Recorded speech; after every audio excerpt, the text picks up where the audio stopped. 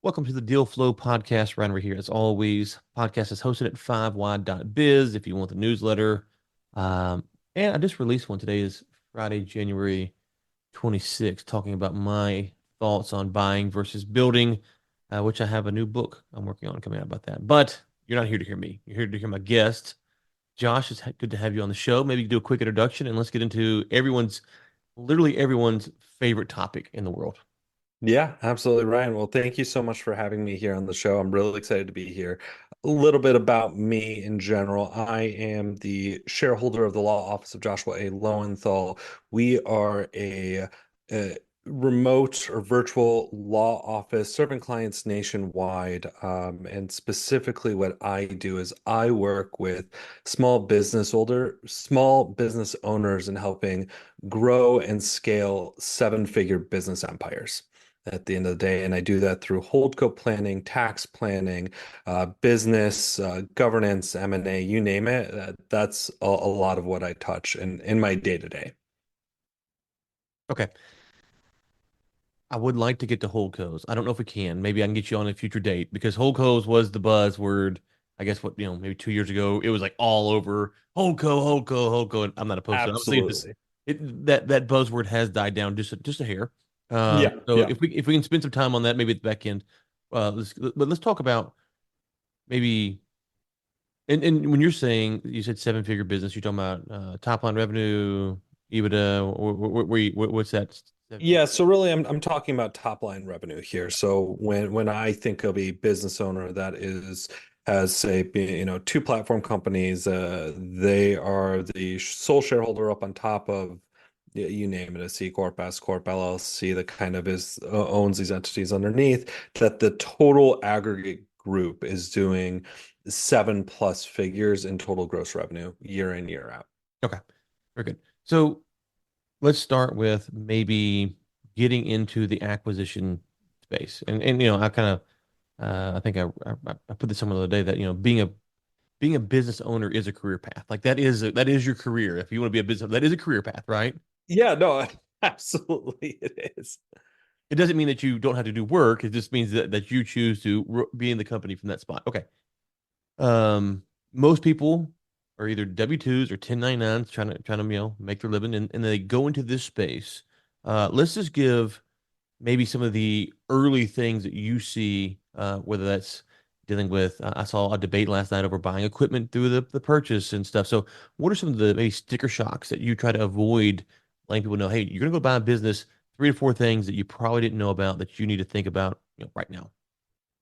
Yeah, so I mean, the things that I think people who are going in and buying a business want, especially if this is the first business that you're buying, right? A lot of it that the lawyers handle on the front end during the purchase that may or may not impact you depending on how you actually go ahead and buy that business is the um, uh, how I see it is your opportunities for depreciation upfront in the assets that you already have, right? So one of the things that I think about specifically is, and I'm dealing with an issue right now, is purchase price allocations. We focus on this so much early on in a deal, and it's very important because how your purchase price allocations are set up, right, in terms of where we're allocating them into fixtures and expended, furnitures and fixtures, goodwill, non-competes, if we have liquor licenses or what have you involved, define how you're actually going to be able to depreciate a lot of those assets on the back end, assuming depending on how you're actually purchasing that business, right? Whether that's an asset purchase, whether that's a stock or membership interest purchase. Some of the other things that I think about oftentimes are as you're walking into a business, the payroll, right? I mean, is a huge sticker shock item for people because they don't realize that by and large, depending on what kind of entity you're buying, that payroll takes up, I mean, the vast majority of expenses in a business here. So that's just something that I think of as well. And then, of course, kind of getting back into the deals, right? Depending on how you're actually buying that business, there is always the potential for latent tax issues, right? I mean, there's a tax exposure that they hadn't considered yet, right? Companies heavily using independent contractors, for example. Well, one of the issues that we run into from a tax side, of course, is this employee versus independent contractor issue. And if you're buying a business and you have a bunch of independent contractors, right? All of them are rolling over into the new business, right? As business relationships, as vendors, and they're properly classified as employees. That's something you're going to have to figure out today. Because if not, you're dealing with a huge tax exposure that you don't want to have to fight with the IRS about. Okay, taxes. The first company I bought, I worked at it basically my whole adult life. And so I bought it. It was a family-owned business, so my dad was the previous owner. I bought it from him, and I'm owner for, I don't know, a month or two. I can't remember. And the state calls us up and says, "Hey, surprise! You owe us like 240 something thousand dollars of sales tax." Yep. I call my I talked to the accounting people. Our internal bookkeeper stuff was all same team, So I knew everybody. I was like, "What do?" And she's like, "I never paid this." And called my dad. And he goes, "No, I didn't know anything about it." Call our CPA. And it was truly, I mean, again, an honest mistake. And our Yeah. CPA is like, "Well, I don't work for that state. How would I know that?" And we're like, "How do you?" And so the worst part was that wasn't we got that tax bill down because of the way the stuff works. There's another state we worked in, and there was no way to work it down. And we called someone else to say, "Hey, do we owe tax?" They said, "Yeah, you probably do." So my dad ended up covering the bill, so I didn't have to, and I don't know if it would have been outside that. But it brings up a question. So sales tax is one thing. Um, Yep. and I've read people say you can get the Secretary of State to issue you a no tax due, but is that actually the only thing you can do? Because what if they come back later and change their mind? Like, well, let's start with the sales tax issue. Do you see that? You smiled, so I'm assuming you've seen this before. Yeah, it reminds. So I'm laughing because I've dealt with this, and to clarify, I work on both sides of the coin, right? So obviously, I do a lot on the front end, transactional, helping people plan for taxes and mitigate taxes to the best of our ability. I also do quite a bit on the back end, right? Fighting the IRS on behalf of taxpayers to reduce that tax bill, to solve those issues, to go to tax court to make sure we get the right answer. But it reminds me of a story that I had once where a client of ours bought a bridal store, bridal retail shop out of Tennessee. And to answer your question, what happened there is that they did not get the sales tax certification as part of the deal. And so Tennessee specifically in this case, right? And again, I'm not licensed in Tennessee, so this isn't necessarily legal advice, Let me just but pause. This show is for entertainment purposes only. yeah. Consult your own people, yada yada yada. Okay, good. Now we can Yeah, say whatever. We're exactly, good now. exactly. So we're good. We're covered. But Tennessee has a statute that's that has a successor liability for sales tax. And so if the seller does not get that certificate from the state prior to selling the business, and the buyer doesn't have that in their hands are tied. And so my buyer walks into this business, has this tax bill from the Tennessee Department of Revenue, and unfortunately, it's they have to pay the bill. Yeah, So, and just as a side, I'm not going to get political here. I will say one of the states was Texas, and the other state was New Mexico. New Mexico's code was very clear what the taxes was. I think it was egregious. It was silly. That's a separate discussion. Texas's tax code for sales tax is a nightmare yeah. in some industries, and so which leads me to this question. We had to talk to two groups. We had a CPA, which we got rid of the old CPA because he's like, I can't do anything. I don't know anything about this. We're like, well, thanks. So we hired a Texas CPA, and we also hired a tax attorney. Okay, Mhm. so let's unpack because I was like, I've seen these guys like we'll fight the IRS for you, which is cool, but we never actually dealt with one. So Yeah. when do you need a CPA and when do you need a tax attorney? Yeah, so that it's a great question, and really there's a third designation in there that we start to hear from time to time, and it comes up, and they're what we call enrolled agents. So are you familiar with the term at all? Mm, I don't think Okay, so. so I'm a registered agent, but you're not talking about that, right? yeah, so there's registered agents. That's a corporate term, Yeah, right? yeah, So right. a registered agent is just who is your person in that state that can receive Right, get your legal stuff. notices. But that's not this. Okay. Exactly. The IRS has a special program that allows, and the U.S. Tax Court allows for certain individuals to practice before them. So you can go in, represent taxpayers in front of the IRS, in front of the US tax court with this designation called the enrolled agent designation. And so it's a series of tests that they have to take, learn the law. But once you earn that certification, you don't have to be a CPA, you don't have to be a lawyer, you can just be an enrolled agent. And so there's some of those out there as well, but I'm going to put that to the side for a minute. Um, the distinction that I always think of is that CPAs at the end of the day are certified public accountants, right? The term public is in the name itself, and that's very important because their job is to account for everything that has happened in the business in the past year. When you actually go ahead and look at the history of CPAs, at how they earn their certification, right? And this isn't meant to. I work with CPAs all the time, and I love CPAs, and I worked in the accounting firms Sure. myself. Um, but the purpose of CPAs really arose out of early industry, right? And that's why we developed this idea of GAAP accounting principles, generally accepted accounting principles, to ensure that the public was protected when you had publicly traded companies that were reporting financials so that people could make investing decisions. And so CPAs, that is their job, is to account accurately what has gone on in the business and what the accurate financials are to both the public, right, through financial statements, through audited financial statements, and to the IRS. That is what accountants do. And so oftentimes I advise clients that if you need to get into the numbers, make sure that the numbers are right, that your books are up to date, that your tax returns are properly being filed on time, that your payroll taxes are being filed on time. You need an accountant. But accountants don't have a ton of training in tax law, and their certification, tax law covers only one quarter, 25% of that certification. They deal with a bunch of other stuff. Tax lawyers, on the other hand, right? The way I think of us, especially in the small and solo context, right?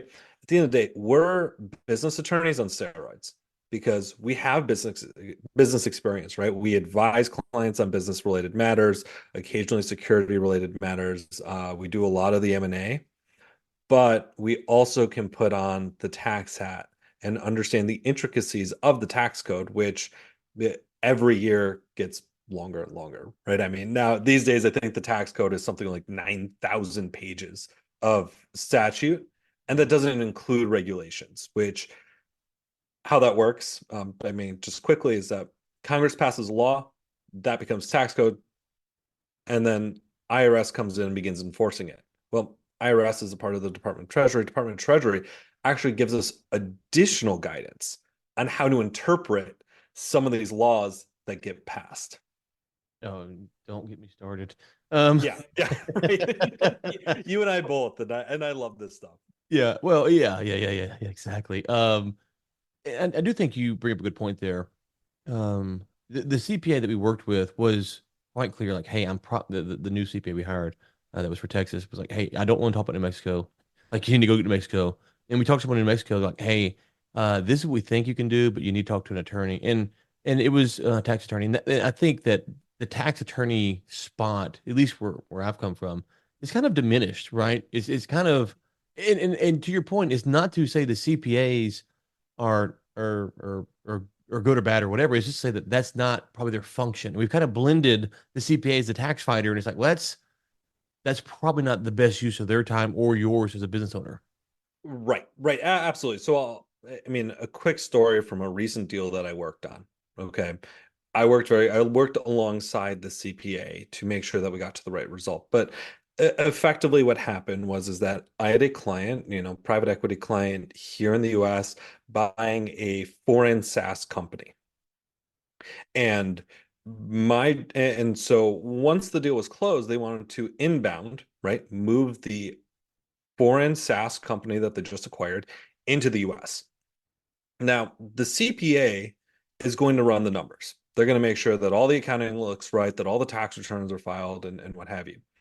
But where the tax attorney comes in and why it's important to have someone like me is that I'm able to actually go in and identify when should we do this, the timing of it, what amounts of earnings and profits, right? E&P within this company is going to be taxable. How much should it be taxable? Do we have other alternatives that are available for us? And because they talked to me, we avoided a very significant tax bill that would have been triggered had the M&A attorney just proceeded with the transaction. And Yeah. so, Well, no, I didn't cut you off there. What comes to mind is small businesses, and this is one of my angst on Twitter about how we talk about, oh, you can go buy a job or you can buy a business. Okay, small businesses are fragile. Own one, run one. I'm involved with one. I'm not. I love them.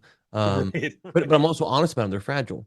But and so the tax attorney probably has a harder time with this pitch to a small business. However, if you turn on, I don't know, Trump or whatever with his tax stuff, he ain't using his CPA to fight his battle. Whatever you think of the exactly. Trump situation, I don't even care. But I'm just saying, like, he's got tax attorneys, Exxon. Any big company is going to employ people to do what you're doing because the ROI is built in. And so I get the hard part for a small business owner going, oh man, but the upside there. So maybe like, are you a money saver? Because you mentioned, do you help them make money on tax credits as well? Like, what all does besides saving money on a tax bill here and there, can you help someone do? And when should like after you've acquired a business, do you review annual tax returns as well? No, he's got a dog bark. It's okay. We all work from Yeah. home now, so it's cool. All right, cool. Yeah, no, so it's a really great question. So for me, I mean, look, in my ideal world, if I if everything worked out the way I wanted it to be, I would encourage business owners to get in touch with me before they even consider buying a business, right? Or on the other side, from a seller's perspective, it's best if you talk to me before you even go to market, right? And start shopping for offers because I will be able to help you identify what potential liabilities you're looking at, right? What is something that if a buyer was looking at this, they're going to identify and fix that now so we can increase the value of your company, right? Because if there's an independent contractor employee classification issue, well, they're going to want to reduce purchase price. If we have an S corp issue, right, they're going to want to reduce purchase price. Talk to me, I can identify that, help you avoid that problem down the road. But on the back end, once you've acquired a business, right, and you've gotten in, that's when I really want to start talking to you because what I do is I mean not only a money saver but an ROI multiplier. If I'm doing my job right and I'm working with you and I'll explain, I'll get on my pedestal here in just a minute. But if I'm doing my job right, if you're for every dollar you're paying me, I'm helping you generate another five, right? It's this idea that the ROI that you're investing in me is just multiplying your dollars, multiple times over. And small business owners thinking that oftentimes they can do it all themselves, right? Miss that. But exactly as you pointed out, I mean, you go look at your Trumps of the world, you go look at your any large Fortune 500 corporation. They have an internal tax department. And why? Because taxes matter. And Yeah, so, they matter, and they matter when you're paying them, and they matter when you get audited as well. And so, absolutely. no one wants that letter from the IRS. I got one a few years ago, and it's like I was like, oh my gosh, I called him, ended up being I remember what it was. It was nothing. It was a very small thing. Yeah. Um, And so go ahead. oh, what I the example I'll hold up as the one that's quintessential in my mind is there's a privately held company, one of the largest privately held companies in the country called Dart Corporation. Okay. If you're not familiar with Dart, hold up a solo cup. Any styrofoam cup you have, just hold it up, look underneath, you'll see Dart. Privately held company owned by the same Dart family for 90 plus years. These guys invest in their tax team more than any other group because it saves them so much money and helps their businesses grow in the long run. Mm. Okay. Couple questions here. I know we got a few minutes left, so I'll make them easier, but air quotes for Yeah, you. I'll answer Um, quickly, I yeah, promise. yeah, yeah. Asset, or stock purchase versus asset purchase. I mean, yeah, yeah. Asset versus equity. Sorry. How big of a deal is it, generally speaking, from a tax standpoint? I'll let you weigh in there. by and large, from a buyer's perspective, you want an asset sale because you're going to get a step up in basis. For sellers, you almost always want a stock sale because it's going to give you more bang for your buck and it's going to be quicker. Okay. We mentioned sales tax. You said that you go to the Secretary of State and get that letter to clear you. What about the IRS? Can you say, hey, IRS, does this business owe any money before I buy it? I want to know. Yeah, so that is something that's typically going to be negotiated within your purchase agreement. We talk about reps and warranties, your M&A attorneys, your guys who are going to speak to this a heck of a lot better than I will. But by and large, you should have tax representations in there that number one, they're all taxes have been paid to date. And number two, that depending on how you're buying the business, that there may be a holdback in cash to help pay for any remaining taxes and throw it into escrow. Yeah, what is the best asset to depreciate? Oh gosh, that is a great question. I actually don't have a good answer for this one. I mean, I probably would say the it's so industry dependent, right? I mean, I could say, heavy trucks are great to depreciate, right? Or something that qualifies for bonus depreciation, where you can go in and these days depreciate by 80% as of 2024.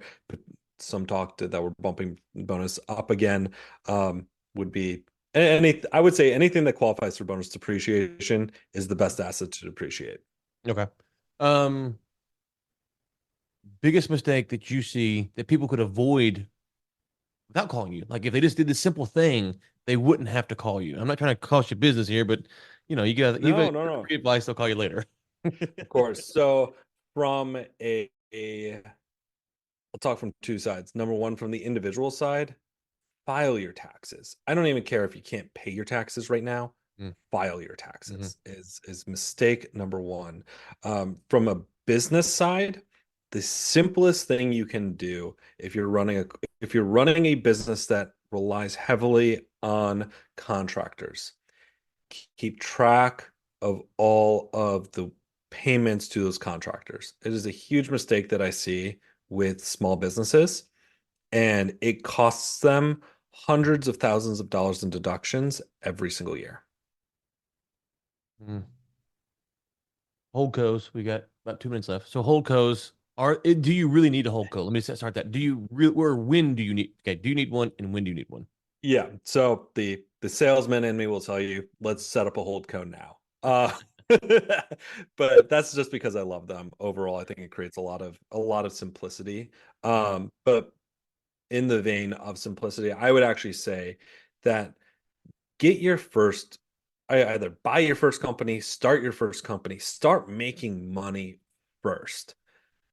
And then when you're ready to expand into business number two, sit down with me. Let's start planning for your holdco, because it's nice to have a holding company, but if it's not doing anything, it doesn't do you any good whatsoever. It's costing you money.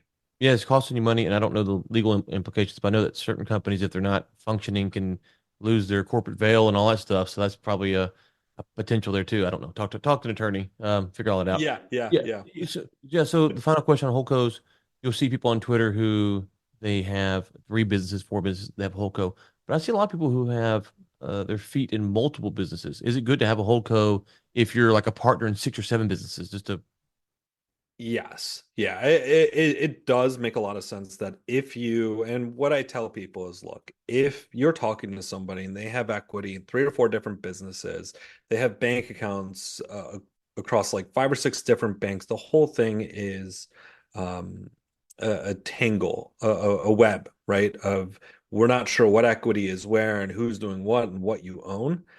That's the person that I want to be talking to right now, because that is a person that absolutely benefits from a holding company.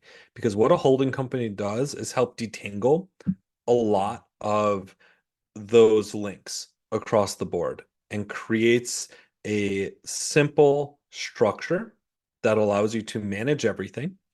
It's going to make me happy.